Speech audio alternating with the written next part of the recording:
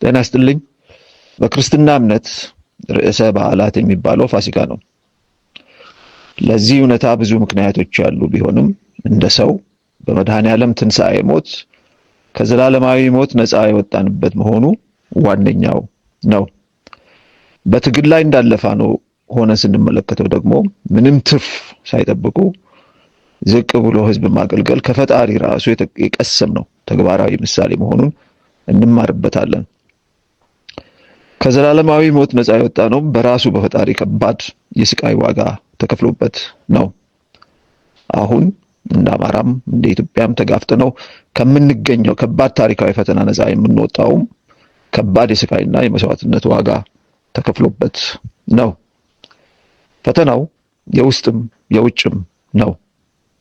ትልቁ የሆነውን የውጭ ፈተና እናሸንፋለን ብለን ከየቤታችን ከወጣን በኋላ ትንሹ በሆነው የውስጥ ፈተና ተሸንፈን ከትግል መውጣት የፋሲካን መንፈስ አለማክበር ይሆናል።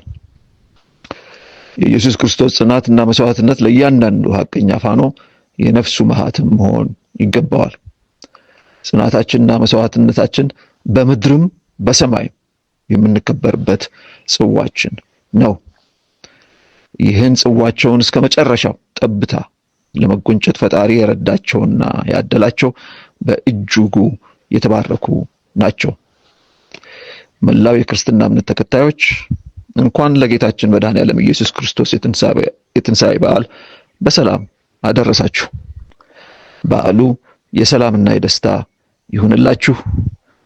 ክብር በትግል ላይ ላሉ ፋኖች በሙሉ፣ ክብር ለሰማዕታት፣ ክብር ለአማራ ሕዝብ፣ ክብር ለኢትዮጵያ ሕዝብ፣ ዘላለማዊ ክብር ለእግዚአብሔር።